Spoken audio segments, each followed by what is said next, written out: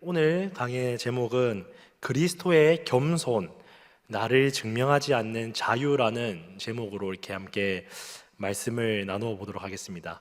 빌립보서 이제 2장 위에 보시면은 성경책이 조금 좋으신 분들은 여기 위에 그리스도의 겸손 이렇게 써져 있을 거예요.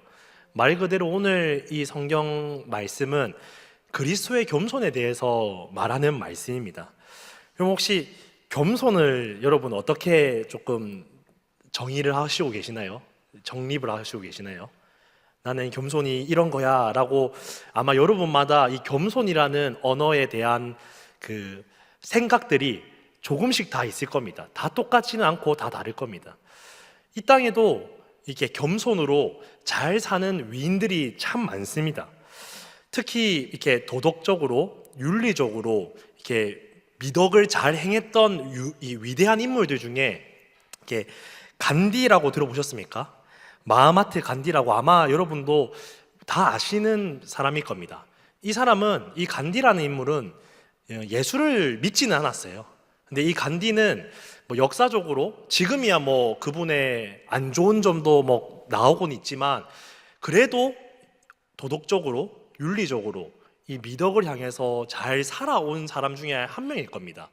사실 이게 겸손이라고 하면은 간디만큼 산 사람이 있을까 하는 정도입니다. 왜냐면요, 그 사람은 예수를 믿는 성도들보다 사실은 더 잘 살았어요. 사실 그 간디를 좀 간략하게 소개를 하고 좀 오늘 말씀을 이어가 보도록 하겠습니다.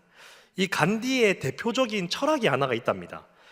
이 사티아그라하라는 이 철학이 있는데, 이 철학이 뭐냐면은 비폭력 저항의 철학이랍니다. 그러니까 쉽게 말해서 간디는 비폭력 저항으로 그 시대 때 이렇게 세상의 권력이죠, 힘과 불의에 대해서 싸웠던 인물입니다.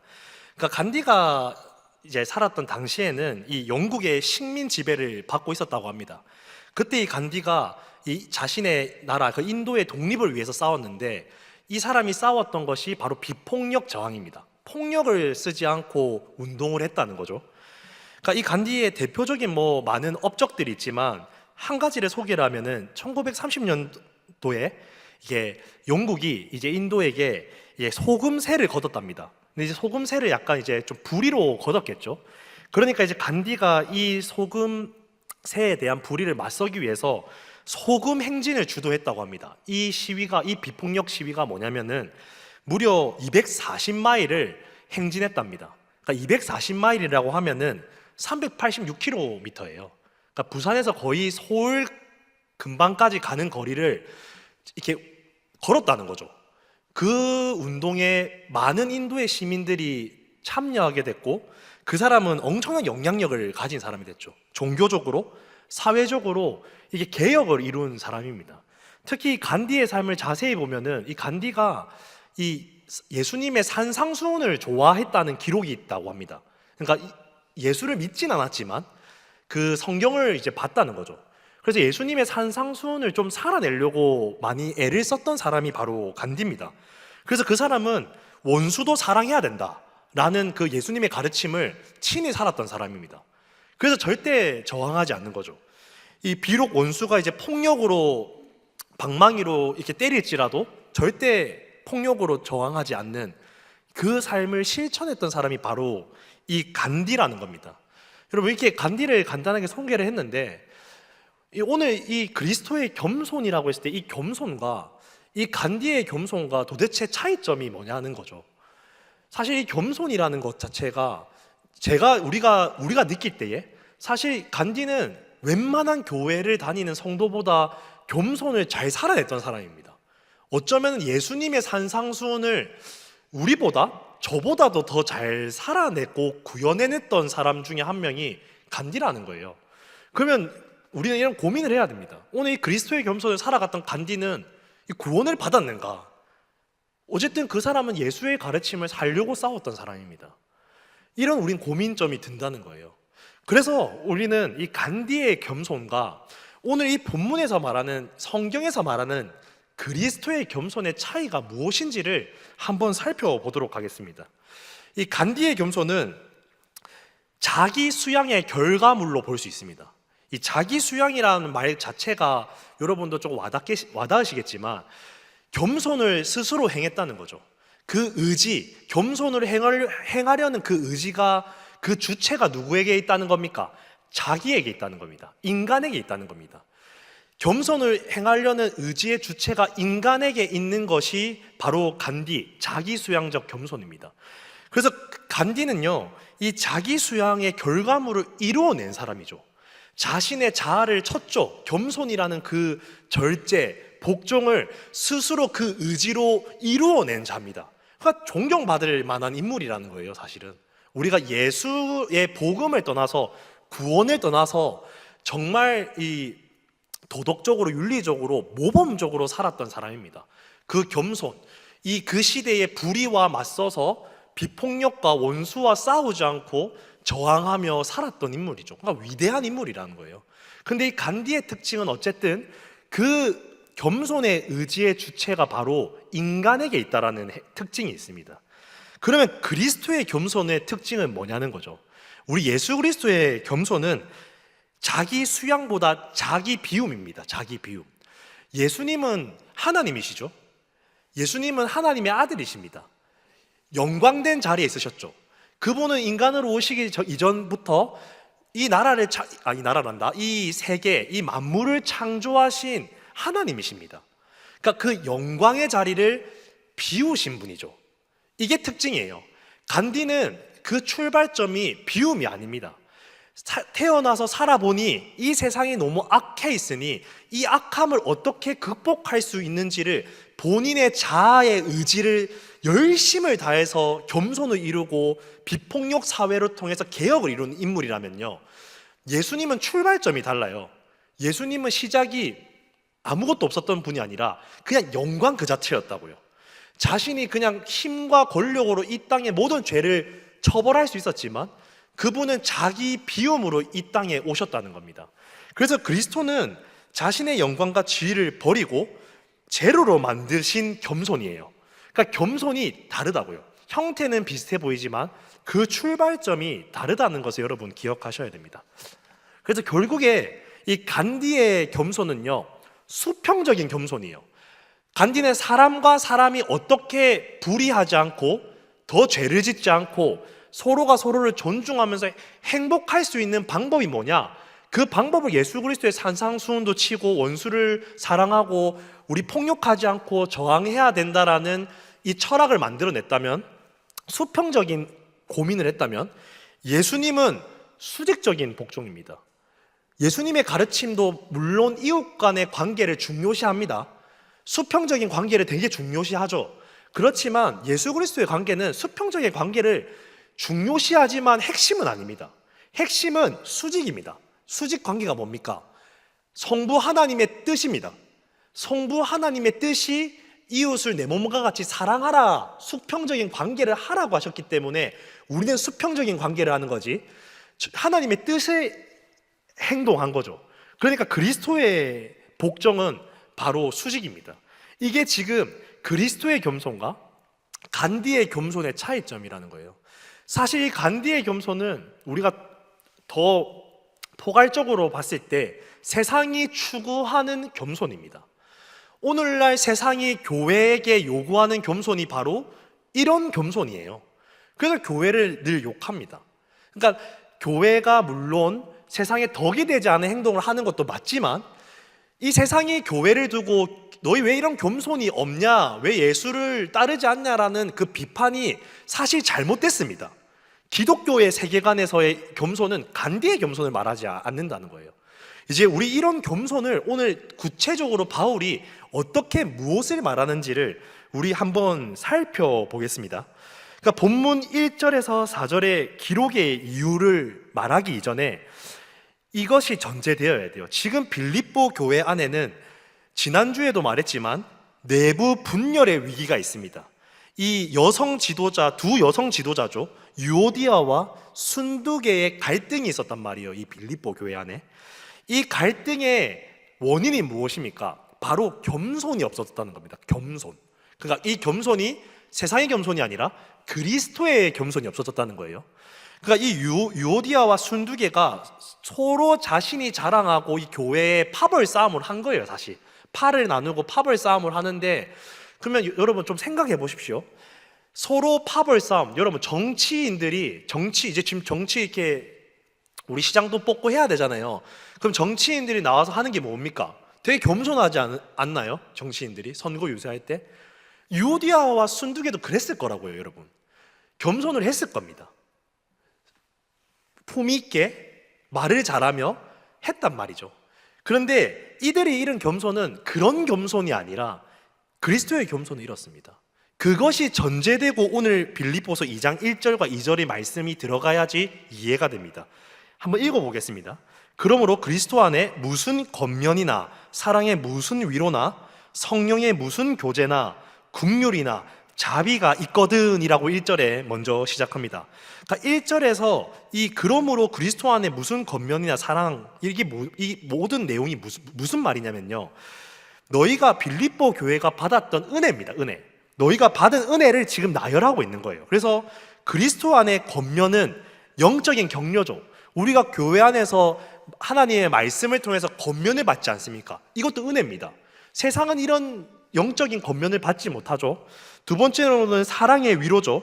이 사랑의 위로가 뭡니까? 우리가 교회 안에서 십자가의 사랑을 통해서 주어지는 평안과 위로가 있지 않습니까? 우리가 말씀을 통해서 예수님의 사랑을 통해서 눈물을 흘리고 위로를 받지 않습니까? 이것도 은혜입니다. 우리의 열심으로 받는 게 아니죠. 세 번째로 성령 안에서 교제입니다. 영적 연대감이죠. 이건 계속해서 제가 빌립보서에서 말했던 코이노니아입니다. 사귐이죠. 교제죠. 예수 그리스도를 나누는 공동체가 서로의 삶의 비참함을 통해서 그리스도를 나누면서 교제하는 공동체가 만들어졌습니다. 이건 영적 가족이라고 생각하면 좋죠. 육적 가족이 아니라 영적 가족이 만들어졌습니다. 이것도 은혜입니다. 우리의 열심으로 이루어낸 게 아닙니다. 네 번째로 긍휼과 자비, 바로 자격이 없는 우리에게 베푸시는 하나님의 마음이 이 교회 안에 있다는 거죠. 그러니까 이 바울이 이 빌립보 교회 안에 이렇게 말하는 거예요. 너희 지금 이 네 가지의 하나님의 은혜를 거저받지 않았느냐? 너희가 은혜를 거저받았기 때문에 이 2절을 말하는 거예요. 마음을 같이하여 같은 사랑을 가지고 뜻을 합하여 한 마음을 품어라 라고 지금 빌립보 교회에게 권면하는 겁니다.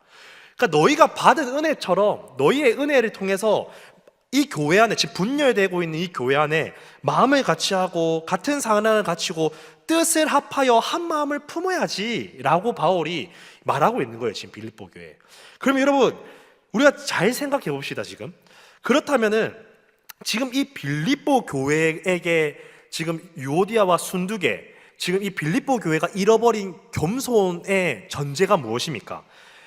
1절에서 말하는 하나님의 은혜를 거저 받은 자만이 행할 수 있는 겸손을 말하는 거예요, 여러분. 그러니까 지금 제가 하고 있는 작업이, 여러분과 하고 있는 작업이 겸손이라는 단어를 재정립할 겁니다. 지금 기독교적으로 이 겸손은요, 1절에서 말하는 것처럼 하나님의 은혜를 받은 자만이 행할 수 있는 겸손입니다. 간디가 행했던 겸손은 하나님의 은혜를 받았던 겸손은 아니었죠. 여러분, 이 차이를 아시겠죠? 간디는 스스로 자신이 수양을 하고 자신의 자아와 본성을 치면서 겸손을 이루어낸 자입니다. 그러나 바울이 말하는 너희가 잃어버린 겸손은, 빌립보 교회야 너희가 지금 이 겸손이 잃어버렸어 라는 겸손은 하나님의 은혜를 전적으로 받은 자만이 할 수 있는 겸손이라는 거예요. 출발점이 다르다는 거예요. 지금 이 겸손이, 그리스도의 겸손의 출발점이 다르다는 겁니다. 그러니까 결국에는 오직 그리스도에게 은혜를 입은 자만이 할 수 있는 겸손입니다. 그래서 이 빌립보 교회가 너희가 그리스도의 은혜를 받았던 겸손을 왜 잊어버렸냐, 왜 까먹었냐 라고 하는 겁니다. 그러면 이 겸손은 오늘날 이 간디가 행했던 이 겸손, 이 간디가 행했던 이 겸손은 바로 자아 실현을 동기, 전제로 하고 있고 목적으로 하고 있는 겸손이라고 보시면 됩니다. 그리스도의 겸손은 자아 실현이 아니죠. 여러분, 자아 실현이 뭡니까? 내 자아를 실현하는 겁니다. 내가 어느 나라 아프리카를 가니까 병든 사람들이 많습니다. 이 병든 사람들을 보면서 내 마음에 이런 마음이 생기는 거예요. 내가 의료 기술을 배워서 이 병든 사람들을 다 치료하는 사람이 되겠어. 이 선한 목적이죠. 좋은 목적이지만 이것 또한 사실은 자아 실현입니다. 내 자아를 실현하는 거죠. 간디의 겸손도 그렇다는 거예요. 간디가 비폭력 저항을 했던, 산상수훈 설교를 따라했던, 원수를 사랑하는 예수님의 가르침을 따랐던 모습을 행했지만 그 목적은 무엇이었다고요? 자아 실현이라고요. 모든 것은. 간디는 자아 실현입니다. 그러면 그리스도의 겸손은 자아 실현이 아니라는 거죠. 그러면 그리스도의 겸손을 행할 수 있는 이유는 바로 내 자아 실현을 하지 않기 위해서는 무엇이 필요합니까? 전적인 은혜를 받은 자만이 할 수 있다는 겁니다. 내 열심으로 우리는 이 겸손을 이룰 수가 없다는 걸 지금 바울이 이렇게 어렵게 말하고 있는 거예요. 지금 이렇게 어렵게. 어쨌든 넘어가도록 하겠습니다. 그래서 우리는 자신의 동기를 점검하지 않을 때에 이 겸손은 계속해서 우리 인간은 자아 실현을 하는 목적으로 쓸 수 있다는 지금 이야기를 여러분과 지금 나누고 있습니다. 다음으로 넘어가겠습니다. 빌립보서 2장 3절과 4절을 제가 읽어보겠습니다. 아무 일에든지 다툼이나 허용으로 하지 말고 오직 겸손한 마음으로 각각 자기보다 남을 낮게 여기고 각각 자기의 일을 돌볼 뿐더러 또한 각각 다른 사람들의 일을 돌보아 나의 기쁨을 충만하게 하라라고 이렇게 권면하고 있습니다. 그러니까 2절에서 한 마음과 공동체가 하나의 방향으로 간다는 말의 의미가 바로 3절과 4절의 말씀이라고 보시면 돼요. 근데 이 3절에서 이 두 가지의 단어가 나오죠. 이 다툼이 나오고 허용이 나옵니다. 이 다툼과 허용을 이 원어적인 의미를 자세히 살펴보면요, 이 다툼은 이기적인 야망이라는 의미가 있습니다. 여러분, 이기적인 야망이 뭡니까? 어떤 사람이 지금 유오디아와 순두개가 이 공동체 안에서의 자기의 개인의 명성, 자신의 높음을 위해서 이 공동체를 형성하려고 하고 있단 말이에요. 지금 이 유오디아와 순두개가. 그러다 보면은 반대파, 자신의 명성에 흠을 주는 사람들이 있으면 어떻게 하겠습니까? 그들과 적대적인 관계가 되겠죠. 그 적대적인 관계를 하고 있는 이 관계를 뭐라고 합니까? 우리는 다툼이라고 하죠. 그러니까 다투고 있는 거예요. 이기적인 야망을 통해서 다투고 있다는 겁니다. 두 번째, 허영은 뭐냐면요, 지나치게 자만하는 모습 또는 자기 자신에게 확신이 찬 상태임을 말하고 있습니다. 그러니까 자기 생각, 판단, 능력, 나의 지혜가 너무 과대평가되어 있는 거예요. 똑똑한 거예요. 내가 똑똑하고 내 지혜가 있고 내 능력이 있다 보니까 남들과의 관계에서 어떤 관계를 계속 맺게 되겠습니까? 그 사람의 관계를 나보다 네가 낫다라고 여겨지겠습니까? 지금? 아니죠. 늘 우위적인 포지션을 가지고 있습니다. 말은 겸손의 형태로, 말은 낮은 말을 할지 모르지만 그 마음 안에 자신이 우위적이고 내가 더 잘났다라는 이 마음이 내포되어 있는 상태가 바로 지금 여기서 말하는 허영입니다. 허영. 그래서 우리는 이 겸손에 대해서 더 구체적으로 한번 살펴봐야 되는 거예요. 지금 바울은 이 겸손의 행위를 하는 데 있어서 이 다툼과 허용으로 하면은 그것은 성경에서 말하는 겸손이 아니다라고 말하는 거겠죠. 그러면 허용의 원어가 뭐냐? 케노독시아라는 원어입니다. 이 단어가 텅 빈이라는 단어와 영광이라는 단어의 합성어입니다. 그러니까 텅 빈 영광이에요. 그러니까 이 지금 허용으로 하는 겸손은 무엇을 향해 가고 있다는 겁니까? 지금 아름다운 겸손의 모양, 이 관계 안에서 겸손의 아름다운 모양은 있을지 모르지만 그 속 안에는 뭐가 있다고요? 지금 자기의 그 영광이 꽉 차 있다는 겁니다. 그러니까 알맹이가 없다는 거예요. 그래서 나를 증명하고 싶은 욕망이 가득 차 있는 상태를 지금 바울이 지적하고 있는 겁니다. 여러분, 지금 이 빌립보 교회가 이런 겸손의 모습으로 분열되고 있습니다. 그렇다면요, 여러분, 오늘 우리도 한번 진단해 보자고요. 우리 스스로. 여러분이 한번 이 말씀들을 들으면서 한번 곰곰하게 진단해 보십시오. 여러분을. 겸손에는 두 가지의 모습이 있어요. 여러분, 언어에서도 우리는 겸손을 취하죠. 말로 우리 겸손하잖아요. 막 낮은 듯이 겸손하는 언어적 겸손이 있습니다. 아까 제가 조금 말했지만 우리가 선거를 할 때 정치인들이 선거하는데 교만 떨 수 있습니까? 솔직하게 말할 수 있어요? 겸손하죠. 정치인들 중에 진짜 겸손한 사람이 있을 수도 있고 교만하지만 표를 얻기 위해서 겸손을 하는 사람도 있습니다. 마찬가지예요, 여러분.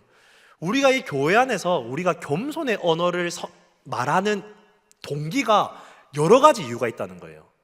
어떤 사람은요, 사람에게 겸손의 말을 하는데 이 사람과의 관계가 틀어지기 싫어서 겸손의 언어를 쓰는 사람도 있을 수도 있고, 어떤 사람은 이 사람의 예를 든 겁니다. 이 사람에게 인기 관리를 잘해서 내가 나의 직분, 내 나중에 직분할 때 선거 표를 얻기 위한 사람도 있을 수도 있고, 마찬가지로 저 같은 사역자는 왜 많이 겸손을 취하겠습니까?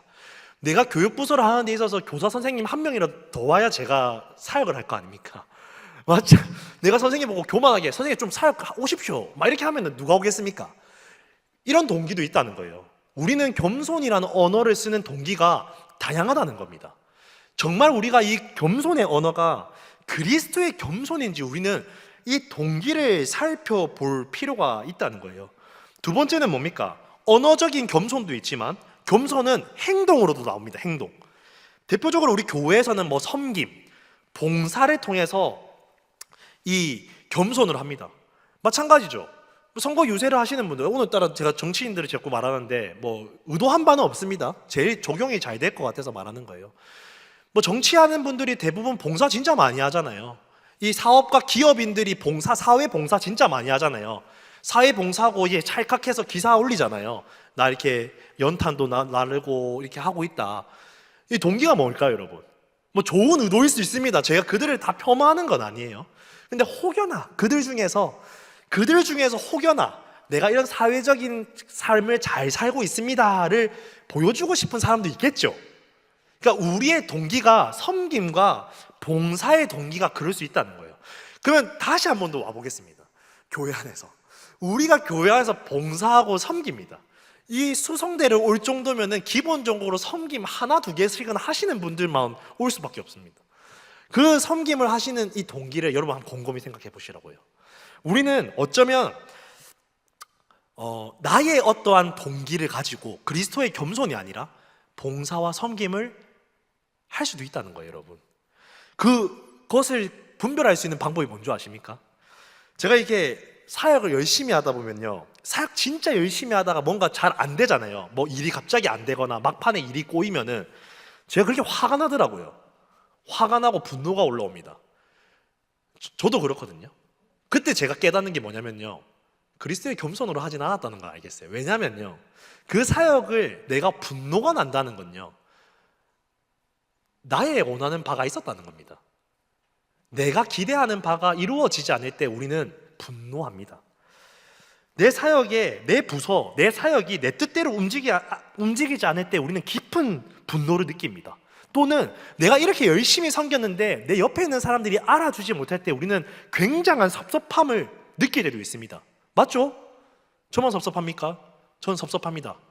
몰라주면, 우리 교사쌤들이 몰라주면 섭섭합니다. 왜냐고요? 우리는 죄인된 인간이기 때문에 누구나 이 마음을 가지고 있다고요, 여러분. 제가 왜 이 겸손의 두 가지 모습까지 이야기하면서 여러분에게 무엇을 설득하고 싶냐면요, 우리의 죄인된 인간, 이 전적 타락한 인간은요, 어쩔 수 없이 그리스도의 겸손을 행할 수 없는 내 자아 실현을 위한 겸손의 언어를 하고 내 자아 실현을 위한 봉사와 섬김을 피할 수 없는 죄인이라는 걸 말하고 싶습니다, 여러분.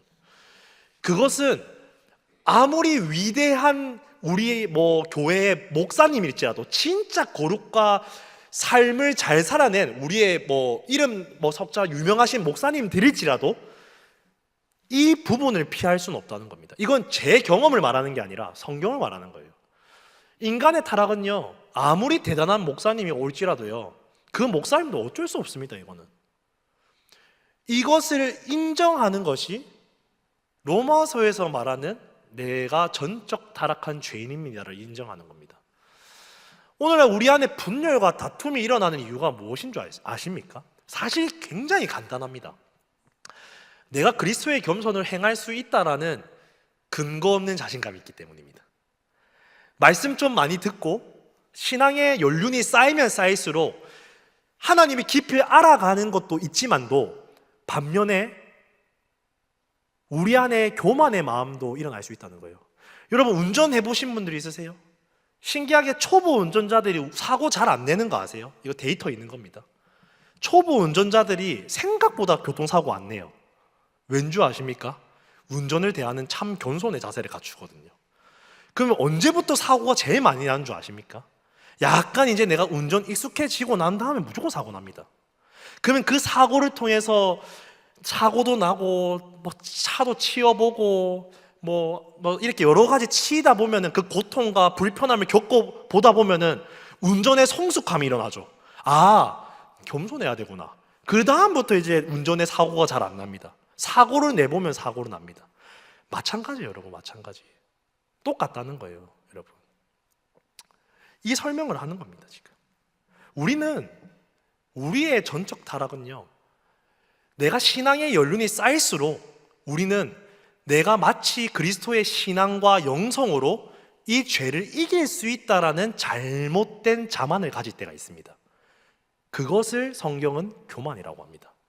교만은 내가 교만한 행태, 나 잘났어, 이것만이 교만이 아니라, 교만은요, 어느 순간 나의 은혜가, 하나님이 주신 은혜가 익숙해져서 내 것인 줄 알고 착각하고 살아가는 상태입니다. 이 죄를 범했던 자가 누굽니까? 창세기에 아담입니다. 아담. 여러분, 아담의 선악과의 죄의 근원이 뭡니까? 하나님이 청지기로서 주어진 그 자리가 익숙해졌겠죠. 내가 왕이다가 된 순간, 내가 하나님의 자리가 될 수 있을 것 같은데 라는 그 교만이 들어온 순간 인류의 타락은 시작된 겁니다. 여러분, 이것이 바로 이 죄의 문제에 대해서 우리가 그리스도의 겸손을 갖추기 위해서는 분명히 우리는 우리의 동기, 우리의 모든 섬김과 사역과 교육자인 저조차도 교육부서에서 섬길 때 나의 자아 실현을 하고자 하는 욕망이 있다는 것을 인정하는 것이 그리스도인의 시작이라는 거예요. 출발점. 예수를 믿는 출발점은 여기서 시작됩니다. 나를 부인하는 겁니다. 나도 자아 실현을 하는 죄인입니다, 하나님. 내가 신학 공부를 뭐 이렇게 하고 사역을 하고 이렇게 기도 많이 했지만, 매일 기도 1시간씩 했지만 오늘 나는 또 나의 자아 실현을 하려고 하는 죄인입니다. 바울은 이것을 진짜 많이 말해요. 바울 서신들을 보면은. 이것들을 우리가 기억하시기 바랍니다. 그렇다면 우리는 이 생각을 해야 되는 거죠. 그러면은 이 타락한 이 우리의 본성 안에 이 지긋지긋한 이 죄 가운데 우리는 그리스도의 겸손을 어떻게 하면 이룰 수 있습니까? 라는 질문이 나오게 되는 거예요. 그 질문을 이제 속 시원하게 긁어주기 위해서 사도 바울이 5절부터 이야기를 합니다. 5절에 이렇게 말합니다. 너희 안에 이 마음을 품어라. 곧 그리스도의 예수의 마음이니 라고 말합니다. 대안은 뭐라고 합니까? 예수의 마음을 품으라고 합니다. 이 예수의 마음이 무엇인지가 6절부터 자세하게 나와 있습니다. 한번 읽겠습니다. 6절에는 이렇게 기록되어 있습니다. 근본 하나님의 본체시나 하나님과 동등됨을 취할 것으로 여기지 아니하시고 라고 되어 있죠. 이게 무슨 말입니까? 예수님은 하나님이시죠. 삼위 하나님이시죠. 여기는 그런 교리적인 것들을 설명하지 않아도 되는 분들이 있을 줄 알고 넘어가겠습니다. 하나님은 참 하나님이시지만 참 인간으로 오셨습니다. 하나님이 만든 아들이 아닌 거 아시죠? 하나님보다 열등한 존재가 아닙니다. 성부 하나님보다 동등한 존재라고요. 지금 이걸 말하는 거예요. 예수님은 본체가 하나님의 근본이자 동등됐지만 무엇을 하지 않았답니까? 그 동등됨을 취하지 않았다고 말합니다. 이게 첫 번째 그리스도의 겸손을 우리가 엿볼 수 있습니다. 두 번째로 7절에서 이렇게 말합니다. 오히려 자기를 비워 종의 형체를 가지사 사람들과 같이 되셨고 라고 기록합니다. 지금 그리스도가 그 다음 뭘 했냐면요, 이 참 하나님이 참 인간이 됐다는 거예요. 여러분, 참 인간. 하나님은 전지전능하십니다. 그래서 우리 예수님도 전지전능하십니다. 그러나 이 전지전능하신 하나님이 참 인간으로 왔단 말이에요. 참 인간으로. 그럼 참 인간은 전지전능합니까? 안 하죠. 인간은 한계가 있습니다. 마찬가지로 예수님도 인간의 육신으로 왔기 때문에 한계가 있었습니다. 우리와 같은 성정을 가졌다고요. 예수님도 감정이 있습니다. 이성이 있습니다. 예수님도 배고프면 밥을 먹어야 됩니다. 예수님도 밤에 피곤해서 잠을 자야 됩니다. 이런 것들을 말하는 거예요.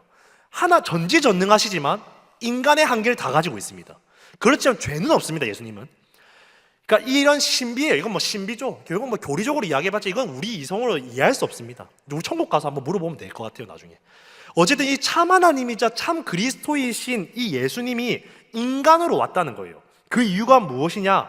8절입니다. 사람의 모양으로 나타나사 자기를 낮추시고 죽기까지 복종하셨으니 곧 십자가에 죽으심이라 라고 기록되어 있습니다. 그러니까 예수님의 겸손은 하나님과 동등했지만 동등함을 취하지 않았고 이 인류에 타락되어 있는 인간의 모습으로 왔을 뿐더러 이 인간에게 너희 타락해서 하나님 믿어야 돼 라고 복음만 전하고 그냥 하늘나라로 올라가도 됐겠지만 그렇지 않고 예수님은 더 자신을 낮추고 죽기까지 하나님, 성부 하나님께 복종하셔서 십자가에 죽으심까지 갔다는 거예요, 여러분. 이게 여러분 그리스도의 겸손이에요. 그러면은 마찬가지로 우리에게도 똑같이 동일하게 요구되는 거예요. 그래서 자기 부인과 십자가의 길을 가야 된다, 성도들에게 이 말을 많이 하는 겁니다. 그럼 우리는 한 가지 여러분 조금 우리가 이렇게 할 때 무조건 아멘, 아멘, 예수님이 십자가를 갔으니 나도 십자가를 가겠습니다 라고 이렇게 순종하시는 것도 좋지만 저는 이렇게 비판적인 사고를 가진 사람이거든요. 좀 따져보자고요. 우리는 하나님께 이런 걸 좀 따져볼 필요는 있어요. 그 십자가, 예수님 십자가 길 따라가면 우리가 얻는 건 뭡니까? 이거 따져야죠, 여러분. 왜 안 따지고 이렇게 가십니까? 기도해야죠. 관계해야죠. 십자가, 당신이 십자가 진 건 오케이, 하나님 뜻. 근데 나도 그렇게까지 해야 됩니까? 좀 당신이 나의 죄를 위해서 죽으신 거 알겠다니까요. 믿는다니까, 내가. 근데 내가 굳이 믿는데 내가 당신의 십자가를 가는 것처럼 나도 십자가를 지고 살아가야 됩니까? 내가 왜요? 라는 마음을 품어야 됩니다. 여러분, 품어야 됩니다. 지금 품었습니까? 품었죠? 그래서 바울이 이제 말하는 거예요. 바울이 이제 9절부터 이렇게 말하는 겁니다. 이러므로 하나님이 그를 지극히 높여 모든 이름 위에 뛰어난 이름을 주사 10절입니다. 하늘에 있는 자들과 땅에 있는 자들과 땅 아래에 있는 자들로 모든 무릎을 예수의 이름에 꿇게 하시고 11절입니다. 모든 입으로 예수 그리스도를 주라 시인하여 하나님 아버지께 영광을 돌리게 하셨느니라 라고 기록되어 있습니다. 이게 무슨 말입니까 지금? 쉽게 말하면요, 예수님의 십자가의 죽음을 통해서요, 하나님이 이 십자가의 비참한 죽음을 역전시키는 장면이에요. 성부 하나님의 모든 영광이 지금 누구에게 갔다고요? 예수님이 다 가졌다고요. 이제 예수님은 영광을 버리기로 선택했고 하나님과 동등됨을 버리기로 선택했고 자기를 비워 자기를 치며 복종되어서 그 비참한 십자가의 죽음을 선택했습니다. 선택해서 죽었는데 도리어 하나님은 그 예수님께 모든 영광을 예수님께 부여하십니다. 여러분, 이게 성도들에게 동일한 복이라는 거 여러분 아십니까? 예수를 믿고 십자가의 길을 따라가는 성도의 복이 뭔지 아세요? 예수 그리스도가 누리는 그 영광에 참여하는 겁니다. 코이노니아 하는 겁니다. 교제와 사귐. 그래서 장차 예수 그리스도가 오실 날에 이 땅의 그 영광이 누구의 영광이 된다고요? 우리의 영광이 된다고요. 이걸 약속한다고요, 지금. 여러분, 오늘 우리가 이 십자가의 길을 가야 되는 이유는 이 땅에 있지 않습니다, 여러분. 이 땅에서 잠시 잠깐 누릴 그 영광 아니라고요. 사람은 누구나 태어나고 죽습니다. 맞죠?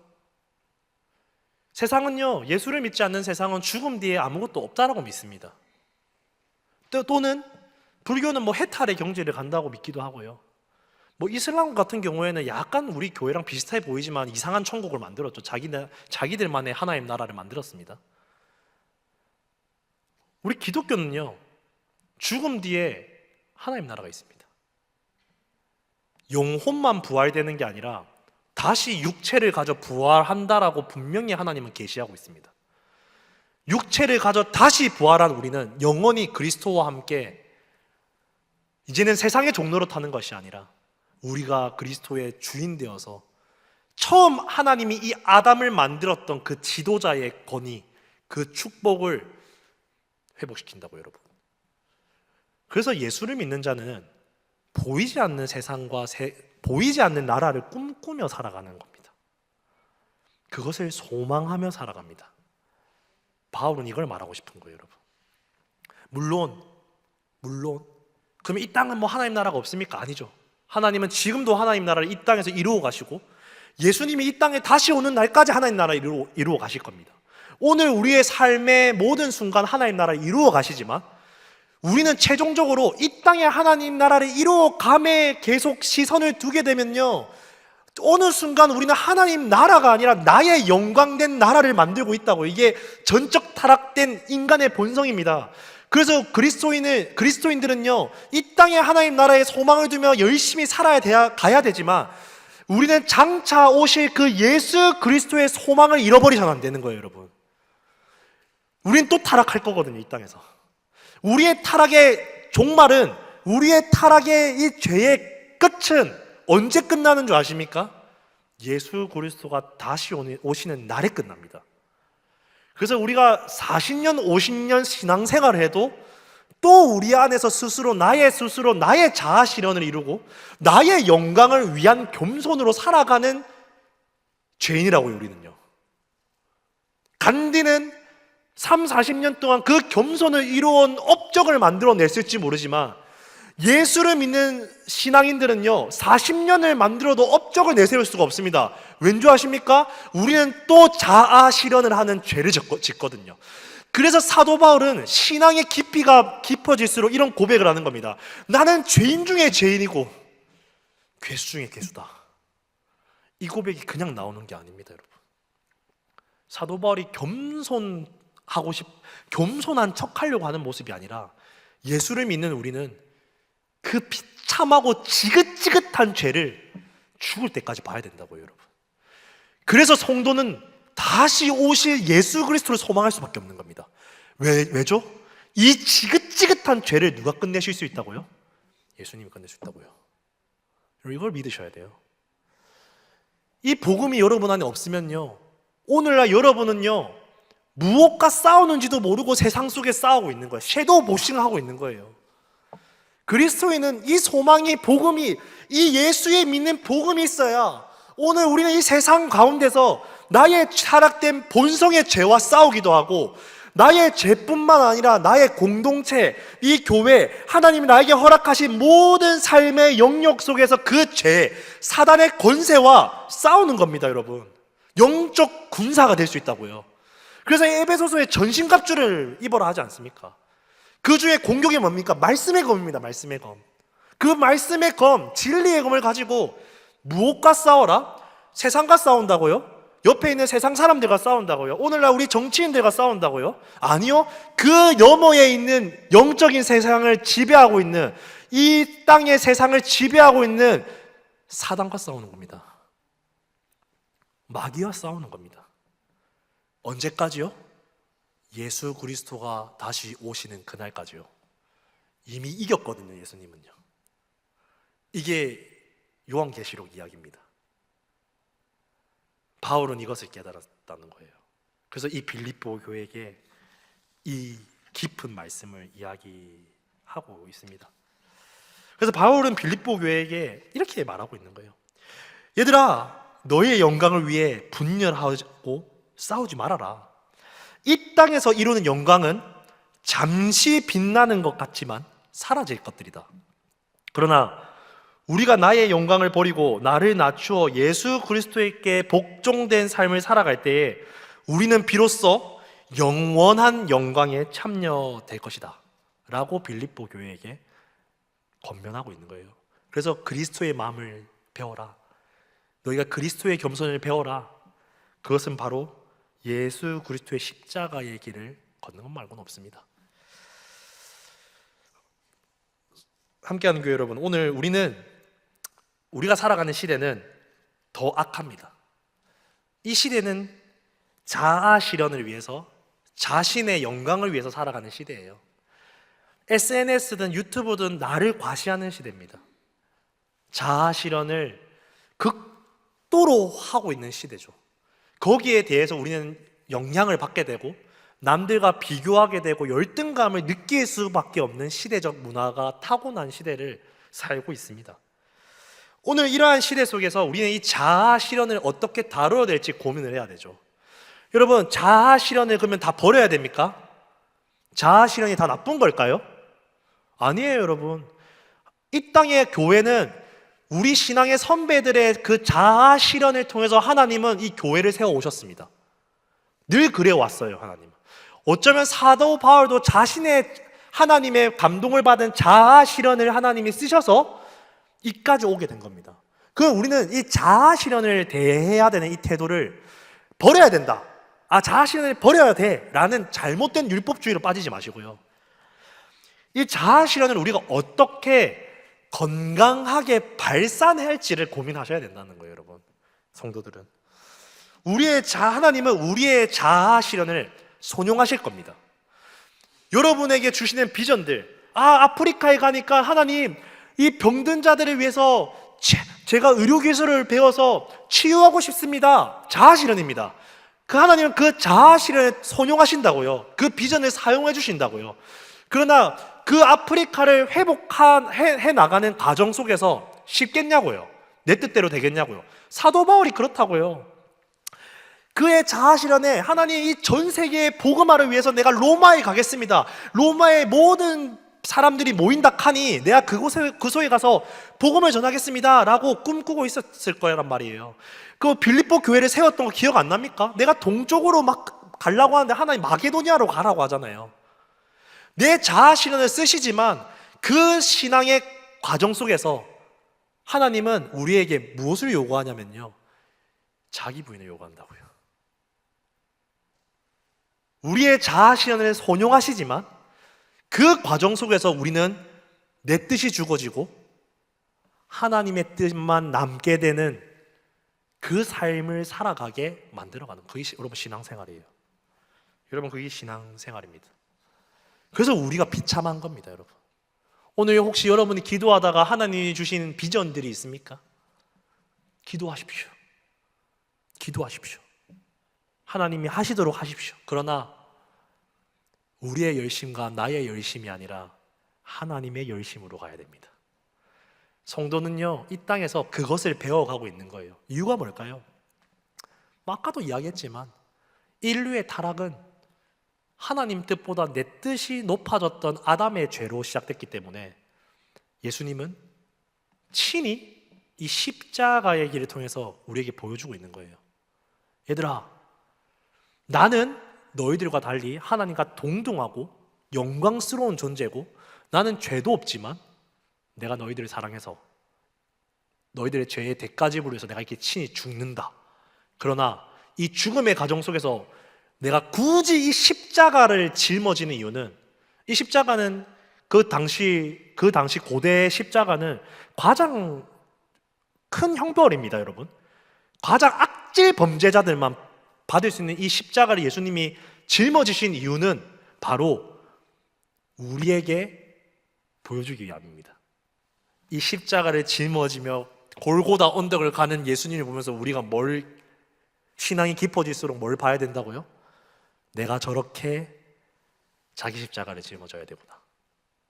예수님은 우리에게 친히 성도가 어떻게 살아가야 될지를 보여주시기까지 하셨습니다. 되게 인격적이죠. 그러니까 우리 눈에도 안 보이고 죽어서 죄 없어도 됐잖아요. 우리가 어떻게 살아가야 될 방향이 바로 십자가라는 겁니다, 여러분. 마지막으로 결론을 맺도록 하겠습니다. 여러분, 이 십자가의 사랑이 가득 차게 되면요, 우리는 더 이상 세상에 굴복하지 않는 자유함이 생깁니다. 오늘 우리는 이 세상을 마주하며 두렵죠. 불안합니다. 어렵습니다. 사실 우리 안에 그 하나님이랑 깨어진 그 죄로 깨어진 관계를 통해서 우리는 하나님이 전적 신뢰가 되지 않기 때문에 매일이 불안하고 두렵고 그 어려움을 쌓아갑니다. 근데 여러분 그거 아세요? 그리스도인만이 그 고난을 살아간다는 거 아세요? 우리 고린도전서 묵상하고 있잖아요. 세상 사람들은 이거 안 해요. 굳이 왜 이 불편함과 두려움을 직면하고 살아갑니까? 그거 안 하려고 술도 먹고 약도 먹고 우리 내 그 행복을 세상의 평화로 내가 그 잊고 살라고 살잖아요. 근데 예수쟁이들만, 예수 믿는 사람들만 이런 짓을 하는 거예요. 그 불안과 고난과 두려움에 또 예수가 신뢰되지 않는 그 삶의 자리를 나아간다고요. 굳이 피해도 되는데 굳이 가는 거예요. 굳이. 예수 믿는 자들만 이거 합니다. 근데 오늘날 이 교회 안에서도 이 세상 가치관을 가진 자들이 여러분들을 속이는 거 아세요? 야, 예수 믿고 예수님 사랑만 알면 되지 그렇게 안 살아도 돼. 너 극단적이요. 그렇게 안 살아도 예수 믿고 구원받아 라고 속이는 시대라고요. 교회도 안전하지 않습니다. 그래서 감사하게 이 사도 바울 선생님께서 하나님이 바울을 통해서 이 서신을 우리에게 오늘날 우리의 시대까지도 아시는 하나님이 이 복음을 준비하지 않았을까요? 여러분, 오늘 여러분의 그 십자가가 헛되지 않습니다. 여러분이 이 땅에 살다가 잠깐 여러분의 삶 가운데 영광이 나타날 수 있습니다. 영광스러운 일을 하십시오. 이 땅에서도. 그걸 하지 말라는 의미는 아닙니다. 하지만 여러분 기억하십시오. 이 땅의 영광은 잠깐입니다. 그러나 여러분이 보이지 않는 그 예수 그리스도의 자기 십자가를 짊어지는 이 고난이 특권인 것처럼 살아갈 때에 여러분의 삶에 장차 그 하나님의 영광, 예수 그리스도의 영광을 함께 참여하고 누리게 될 줄 믿으시기 바랍니다. 이 보이지 않는 그 영적인 세상을 믿으시고 오늘 하루도 또 내일도 포기하지 마시고 예수님 다시 오시는 날까지 그 영광에 참여하는 십자가의 삶을 살아가기를 간구드립니다. 이 시간 우리 함께 찬양했으면 좋겠어요, 여러분. 오늘 찬양은 조금 고백의 찬양을 했으면 좋겠습니다. 우리의 믿음은 나의 열심으로 이루어냈을까요? 간디의 겸손은 자신의 열심으로 이루어냈습니다. 근데 성도인 우리의 믿음은요, 우리의 공로가 하나도 없어요. 물론 여러분들이 열심히 살았지만 하나님이 여러분이 열심히 산 그 예배와 순종을 기뻐하셔서 이 믿음을 선물로 주신 겁니다. 우리가 열심히 했기 때문에 믿음이 생긴 건 아닙니다. 우리의 믿음은 나에게 있지 않습니다. 그리스도의 겸손을 닮아간다는 것은요, 우리에게 있지 않습니다. 하나님이 은혜를 주셔야지만 가능합니다. 그러면 우리는 한 가지만 하면 돼요.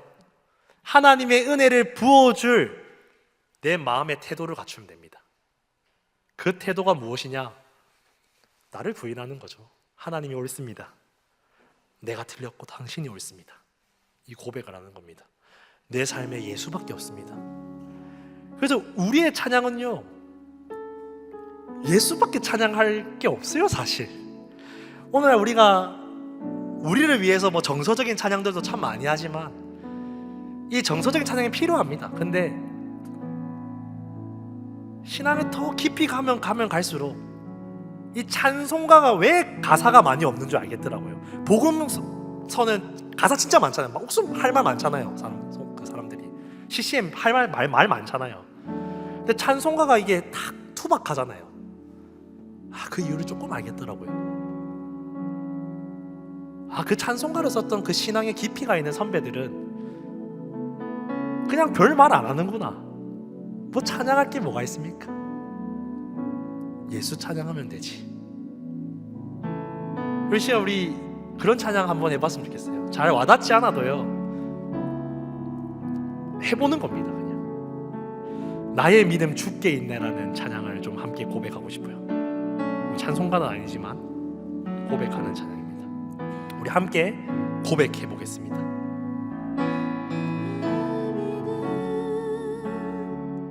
주께 있는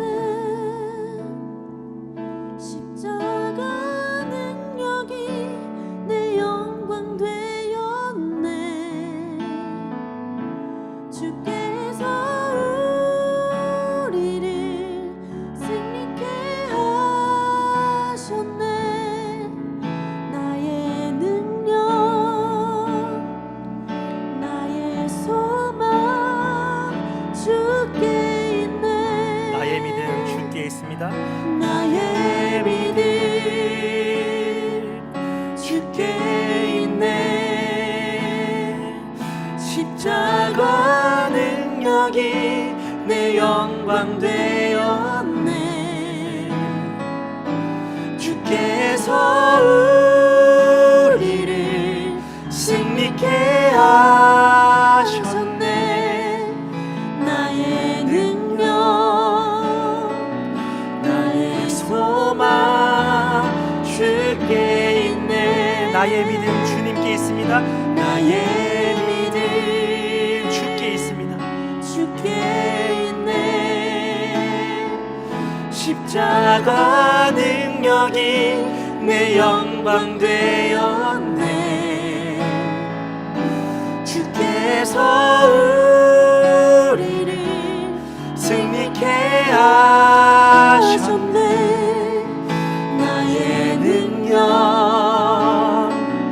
나의 소망 주께 있네. 나의 믿음 주님께 있습니다. 나의 공로가 없습니다. 나의 열심으로 이룬 것이 아닙니다. 십자가 능력이 내 영광 되었네. 주께서 우리를 승리케 하셨네. 나의 능력, 나의 능력, 나의 소망 오직 주님께만 있습니다. 여러분, 나의 믿음 주님께 있습니다. 여러분, 이것이 인정되는 것이 신앙생활입니다. 십자가 능력이 내 영광 되었네. 주께서 우리를 승리케 하셨네. 나의 능력, 나의 소망 우리 계속해서 고백합시다. 나의 믿음 주님께 있습니다. 우리 하나님께 드려야 됩니다. 여러분, 내 본성을 하나님께 드려야 돼요. 오늘도 그 괴로움을 주님께 십자가에 못 박히심으로 드려야 됩니다. 우리가 할 게 그거밖에 없어요. 그래서 예수 믿는 사람들이 기도만 하면 우는 겁니다.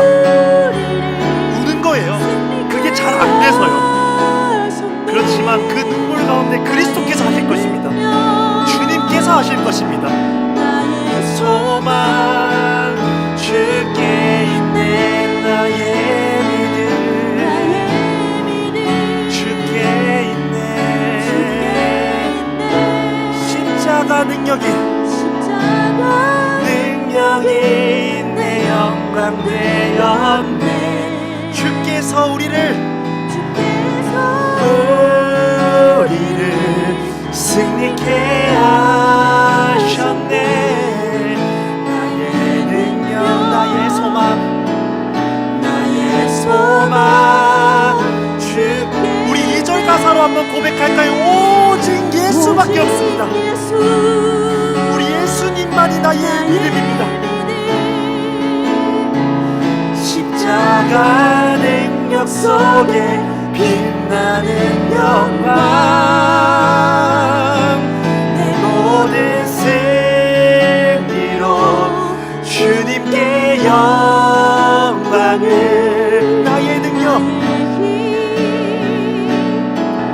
나의 소망 주님 예수.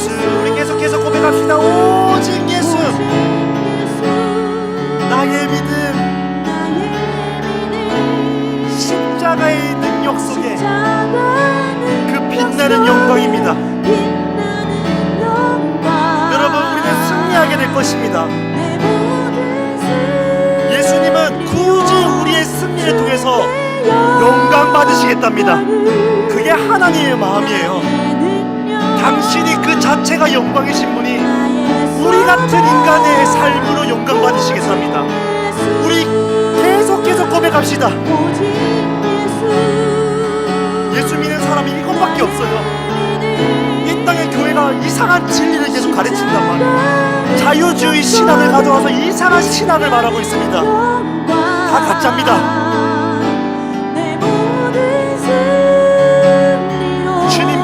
영광을, 주님께 영광을, 나의 능력, 나의 소망 나의 오직 예수님께 있습니다. 오직 우리 마지막으로 고백합시다. 오직 예수님만이 나의 믿음이십니다. 예수 나의 믿음. 십자가 능력 속에 빛나는 영광, 내 모든 승리로 내 모든 우리 하나님이 영광 받아 주시겠답니다. 주님께 아니 우리 같은 인생에 왜 영광을 받으십니까? 그게 하나님의 마음이라고요. 나의 소망 오직 나의 가는 길 주님 인도하십니다. 나의 가는 길 주님 인도하시네. 그는 보이지 않아도 보이지 않아도 날 위해 일하십니다. 날 위해 일하시네. 주 나의 인도자 항상 함께 하시네. 사랑과 힘 사랑과 힘 베푸시며 인도하시네. 나의 가는 길 주님이 인도하시는 거예요. 하나님의 열심입니다. 굳이 우리의 인생으로 영광 받으시겠다는 그 하나님의 열심으로 우리의 길을 인도하시겠답니다. 굉장히 고집스러운 분이세요. 하나님, 이 지긋지긋한 이 죄악된 인간이 뭐라고 맨날 하나님 배신해 먹는 그 인간, 타락한 인간이 우리 아닙니까? 베푸시며 인도하시네. 우리 다시 한 번 더 고백합시다. 나의 가는 길 주님이 인도하십니다. 그 고집스러운 하나님을 생각해 보십시오. 그 출애굽기에 이스라엘 백성들을 광야길을 인도하시는 그 하나님의 고집스러움을 기억해 보시라고요. 뭐가 이쁘다고 인도합니까? 뭐가 이쁘다고 이스라엘이? 근데 하나님은 그 정도의 사랑이시라고요.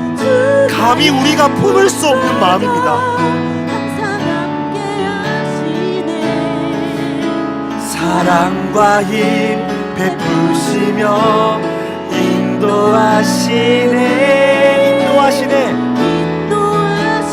그래서 하나님은 여러분의 삶 가운데 광야의 길을 만드시는 거예요.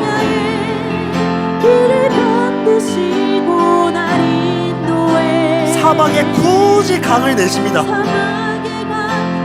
굳이 하늘과 땅이 변하지만요, 우리 하나님 말씀은 변하지 않습니다. 이게 복음입니다, 여러분. 아멘이십니까? 한 번 더 고백합시다. 광야의 길을 만드십니다. 우리 예수님을 만나야 됩니다. 또 불안하고 두려운 그 사막을 가게 하십니다. 왜냐고요? 강 내주는 거 보여주려고요. 하늘과 땅이 변해도요, 천지가 변해도 하나님 말씀은 변하지 않습니다. 이것을 믿는 자들이 교회된 성도입니다. 아멘. 나의 가는 길 주님이 인도하십니다. 나의 가는 길 주님 인도하시네. 그는 보이지 않아도 날 위해 일하시네. 주 나의 인도자 항상 함께 하시네. 사랑과 힘 베푸시며 인도하시네.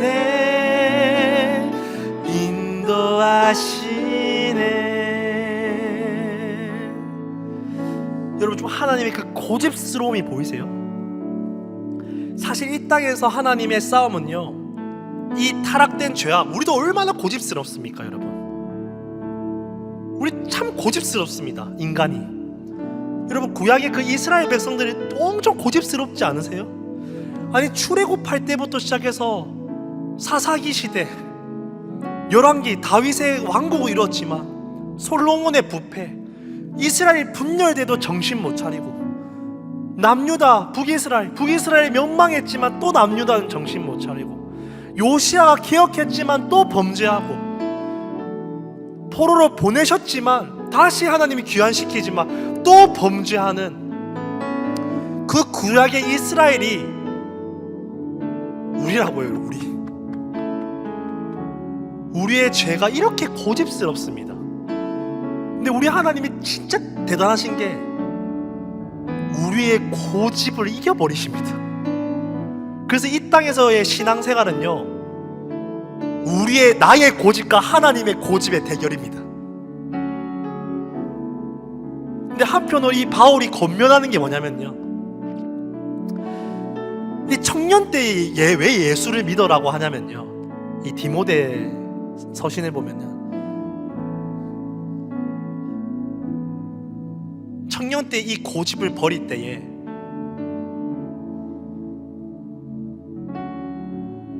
고집 싸움만 하다가 하나님 나라 가는 게 아니라 이 땅에서 참 하나님 나라를 누리다가 간다는 겁니다. 그래서 고집만 싸우시다가 구원을 가시는 분도 있을 수도 있고, 이것들이 죽어져서 남은 인생 동안 그 하나님의 나라와 영광을 보다가 가시는 분도 있습니다. 사도 바울은 후자겠죠.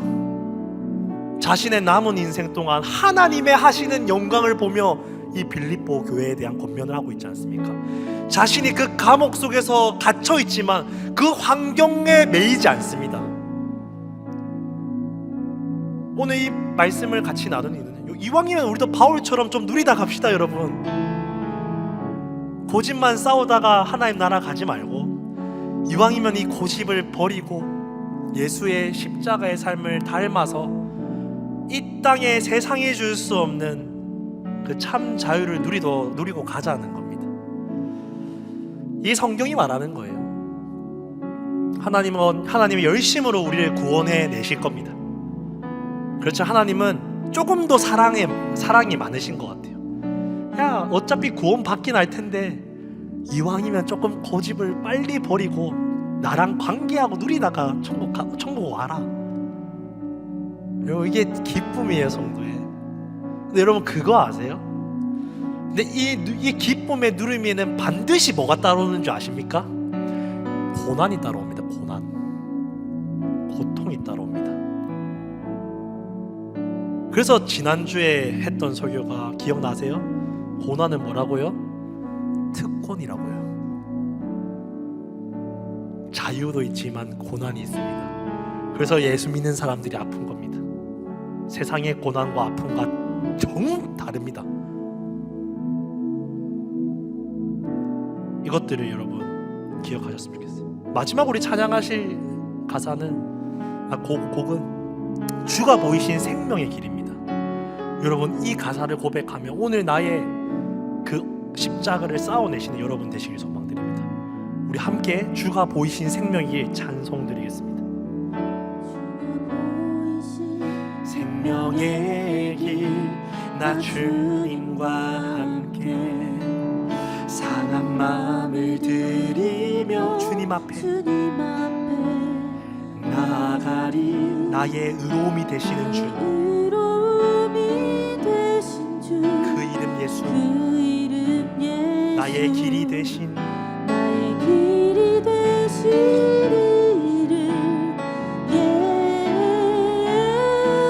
주가 보이신 생명의 길, 그 길을 여러분에게 오늘 초청하는 거예요. 그래서 우리는 상한 마음을 가져가는 겁니다. 하나님께 예수 믿고 살면 상합니다. 그때 우리의 의로움이 되주시는 분이 바로 예수님이세요. 내가 의롭지 않습니다. 우리는 할 수 없습니다. 나의 길이 되시는 그 이름 예수,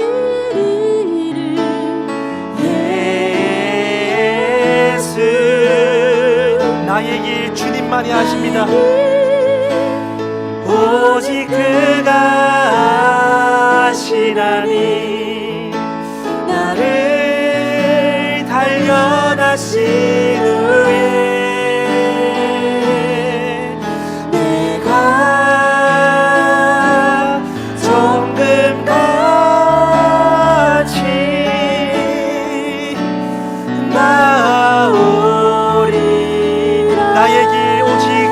주님만이 하십니다.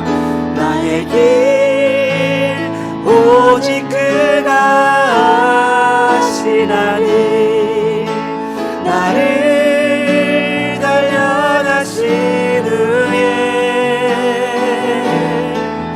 내가 정금같이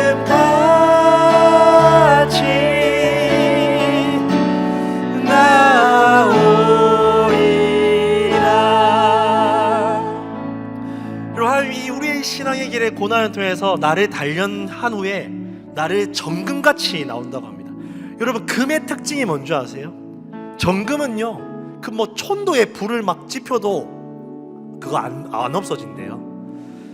근데 그 천불에 불을 지피면요, 모든 불순물들이 다 타겠죠. 모든 물질이 다 타죠. 금만 남습니다.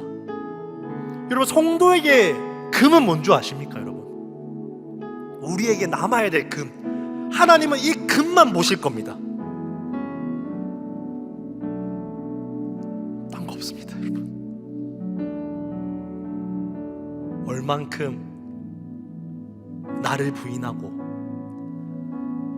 이 땅에 사는 동안 하나님의 주권을 인정하며 살아간 그 삶, 결과가 아니라요. 여러분, 결과, 잘 살아낸 삶이 아니라, 간디 같은 결과가 아니라요, 그분의 주권을 한번 인정해드리고 싶어서 매일 하루 비참한 삶을 사는 그 삶, 예수님이 나의 생명을 부르시는 그날까지 그냥 그저 오늘 하루도 또 실수하고 넘어지고 실패하지만 또 오늘 하루 당신의 주권을 인정하며 살아가는 그 삶을 드리고 싶은 그 태도, 그 자세, 그것이 바로 그리스도의 겸손, 그 겸손된 자세가 바로 금입니다.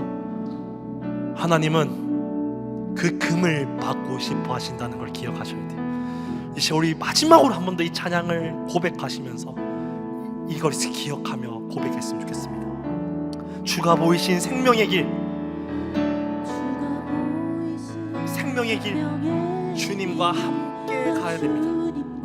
임마누엘의 하나님과 함께 갈 때에 우리는 그분께 상한 마음 드리는 거 말고 할 게 없어요. 나의 의로움이 되시는 그 예수의 이름을 부르짖을 힘도 없을 때도 있습니다.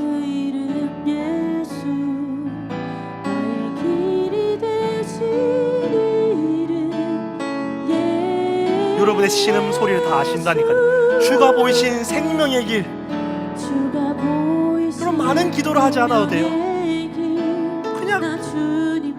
그냥 하나님께 울고 엎드리고 있어도 돼요. 중심을 감찰하시는 하나님이 아십니다.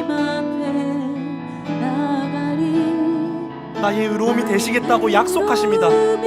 힘드냐? 아프냐? 내가 보증서 줄게. 보이지 않느냐? 내가 너의 길이 돼줄게. 또 가자. 나의 길 오직 그가 아십니다. 오직 그가 아시나니 나를 단련하신 후에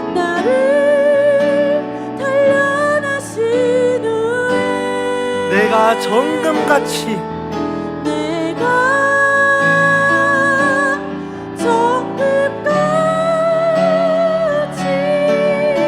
나오리라. 나의 길 주님만이 아십니다.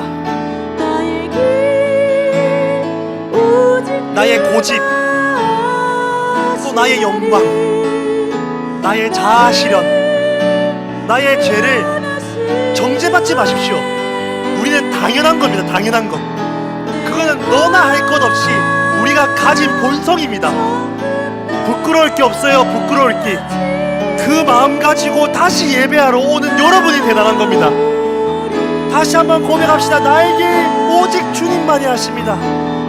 여러분, 그래서 억울함을 호소하는 거예요. 나의 영광과 나의 자아 실현을 하다가 실패했을 때의 그 억울함을 호소하는 겁니다. 그러나 그리스도께서는요, 그 모든 과정 속에서 우리를 정금과 같이 만드실 겁니다. 여러분, 이게 복음이에요. 복음, 복된 소식. 우리 마지막으로 한 번 더 고백합시다. 나의 길 주님만이 하십니다. 나의 길 오직 그가 하시나니 나를 단련하신 후에 내가 정금같이 나오리라.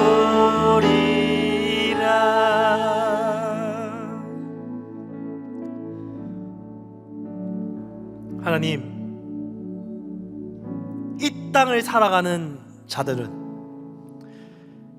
이 땅의 위대한 인물이든 이름도 없이 비참한 삶을 사는 사람이든 그 누구도 피해갈 수 없는 것은 바로 죄의 본성입니다. 우리는 신앙생활을 하여서 우리의 신앙의 경지를 이루어내는 것이 아니라 예수를 믿는 신앙생활은요, 또 내가 그 죄의 본상으로 살아가는 것을 보는 은혜를 보는 겁니다. 하나님, 그것들을 오늘 말씀해 주셔서 감사합니다.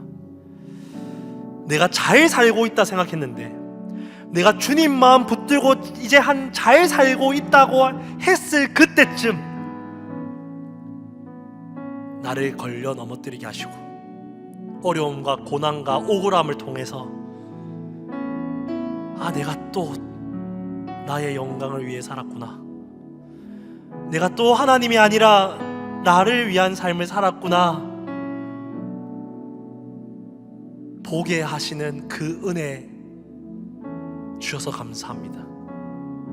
예수 믿는 우리는 그 은혜 때문에 이 땅을 다시 걸어갈 힘을 얻습니다. 오늘 이 진리를 하나님 말씀해 주셔서 감사합니다. 오늘 우리의 슬픔과 넘어짐 속에 정죄하지 않으시고 부끄럽다 여기지 않으시고 수치로 여기지 않으시고 사단에게 속지 않게 하시고 사단의 종로로 타지 않게 하시기 위해서 오늘도 이 말씀의 검으로 싸울 검을 주셔서 감사합니다. 이 말씀을 붙잡고 또 그 슬픔을 살아가는 우리 가운데 그 길을 인도하시고 강을 내시며 인도하시기까지 한다고 말씀해 주셔서 감사합니다. 그 하나님을 신뢰하기 위해 오늘도 그 불편한 삶의 그 십자가를 가겠습니다. 그 길을 또 가보겠습니다. 주님 홀로 영광 받아 주시옵소서. 특히나 이 말씀을 붙잡고 십자가를 가는 우리의 성도들의 삶 가운데 성령님 전적으로 붙잡아 주십시오.